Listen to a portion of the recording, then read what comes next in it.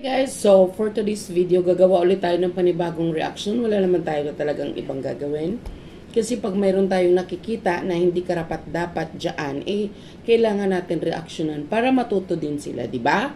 So ayun guys, for today's video, mayroon kasi sa akin nagpasa. Oo, pasensya na kayo, ang taba-taba. So meron sa akin nagpasa ng isang comment na naman doon sa kay Sir Toots, para doon sa ini-interview niya si Mumay. Diba?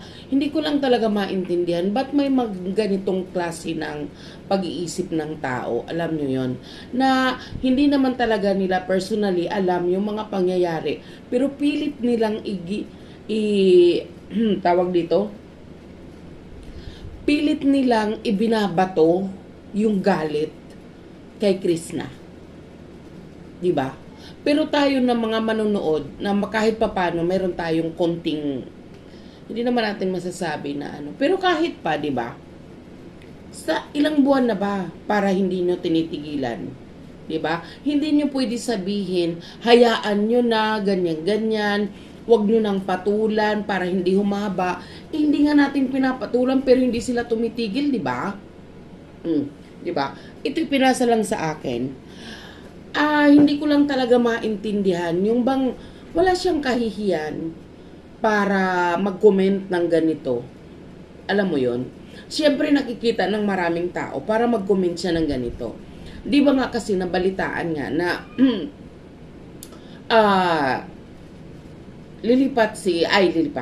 dadalaw si Sir Toots kay Inday Krishna. Di ba? Na ano yan, malinaw yun na dadalaw siya. So, doon sa video, imagine nyo yun, video ni Sir Toots yun, diba? Tapos doon kayo nag-comment ng ganyan. Alam nyo ba yun?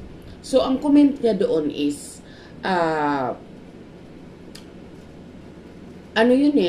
ini-interview na niya si Mumay. So, ang comment niya doon ay ganito. Sabi niya ha, babasahin ko lang tong comment niya. Oo, basahin natin para sakaling mahimasmasan siya. Okay? Hindi ako kasi sanay guys na ganyan kalalim. Alam niyo ba yun? Diba? Ito yon. Ang kanyang comment ay, sabi niya ha, babasahin natin. Baka magkakamali tayo Diba? Ang sabi niya, ayan ka na naman, Toots. Gagawa ka na naman ng problema sa PB team. Bakit? Anong problema ang sinasabi mo? Yung dadalawin niya si Krishna, problema ba yun? Problema ba ng PB team yun? Bakit? Ha? Yung pagdalaw ba sa isang may sakit magiging sanhi ng problema sa PB team? Ha? Ipaliwanag mo nga. Mag-comment ka dito sa video na to. Diba? Kakagigil na kasi kayo Maayos na nga ang PB team. Nawala na si Krishna. Gagawa ka na naman ng problema sa PB team. Excuse me ha, yung pag-alis ni Krishna doon, kagustuhan niya yun. Kagustuhan niya kasi hindi na maintindihan yung nangyayari. Alam mo yon? Hindi niya maintindihan yung nangyayari. Sa totoo lang, ha? Kung hindi mo alam. Kaya minabuti niya, kasi doon pa lang, ipapaalala ko sa iyo ha, sa Mindoro pa lang gusto na niyang umuwi. Sa totoo lang, ha? Kaso wala siyang alam doon. Para ipaalala ko sa iyo ha. Maayos na daw ang problema. Maayos na ang PB team. Nawala si Krishna. Idi wow. O, diba? Gagawa ka na naman ng problema sa PB team. Siya nga hindi maisip pumunta sa PB house, parang nagmamalaki pa siya. Paano nga pupunta sa PB house kung hindi naman pinapapunta? Diba? Nagmamalaki, anong pinagmamalaki? Wala pa nga pinagmamalaki yung tao Diba? Ano yung pinagmamalaki niya? Aber, puro kayo mga haka-haka.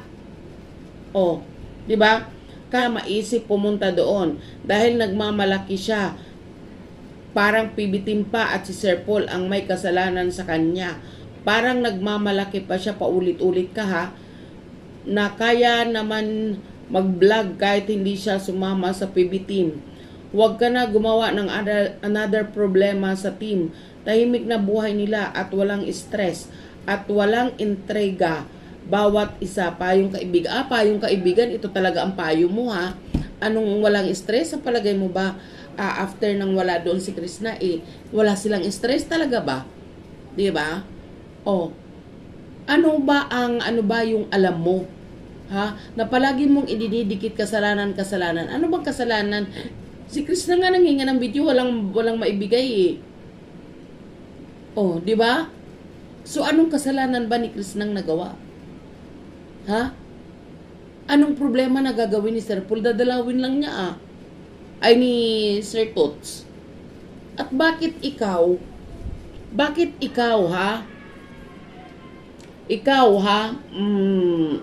Maria, Ma'am Selena. Ha? Bakit ikaw? Pala desisyon ka. 'Di ba? Kaano-ano ka ba ni Sir Paul? 'Di ba? At ano ba yung iniisip mong problema na pagdalawin ni Sir Tots si Krishna doon magkakaroon ng problema? Bakit? Ha? Anong problemang magagawa? Parang hindi ka maka-move on. 'Di ba? Hindi ka maka-move on. So ano ba yung alam mo? Ano ba yung alam mong kasalanan ni Krishna na ganun ang galit mo? Ha? 'Di ba? Anong pinagmamalaki ni Krishna? Wala nga, binitawan nga, 'di ba? Nagkusa siya sa ginagawa niya, 'di ba? So ano yung problema na gagawin para dadalawin lang? 'Di ba? Nasaan yung puso mo? Dadalawin lang ni Sir Tots bilang kapatid niya si Krishna. 'Di ba? Tinuturing niyang kapatid. Concerned siya. Kasi may nararamdaman yung isang Krishna. Tapos ikaw, so bakit? Dadalhin ba ni Sir Tots doon sa PB House? Tsaka anong ba pakialam mo? Ano ba yung ambag mo sa PB team para mag-react ka ng ganyan? 'Di ba? Talaga ba? Nung wala doon si Krishna, wala na silang problema, walang stress? Masyado ka yatang perfectionist. 'Di ba? Masyado ka yatang well-informed sa kung ano ang nangyayari sa PB House para ganyan ka mag-react. Di ka ba nahiya ang haba-haba ng mo? Ang haba-haba ng comment mo? Para lang sa dadalaw si Sir Tots doon kay Krishna? 'Di ba? Nasaan ba yung puso mo? 'Di ba? May nararamdaman yung tao, gusto lang niya, concerned lang siya, gusto niyang dalawin. So ano yung problema na maaaring magawa ni Krishna pag dumalaw si Sir Tots doon sa kanila? Doon naman dadalawin. Or somewhere kung saan gusto ni Sir Tots na ma-meet si Krishna. Napakarurumi naman ang isip niyo. 'Di ba? Parang wala kayong alam nyo ba yun? Para bang well-informed kayo sa mga pangyayari before na hanggang ngayon hindi kayo makamove on. Hindi naman kayo inaano ni Krishna. 'Di ba? Bakit ganun kayo ka-vocal sa mga comment section para siraan nyo si Krishna ng ganyan? 'Di ba? Wala namang ginawa sa inyo.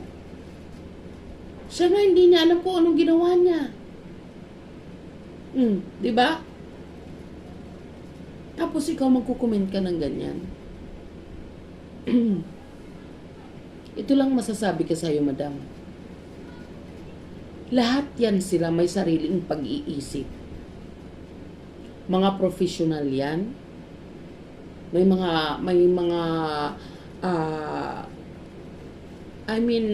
may mabuting mga puso, lalo na si Sir Tots.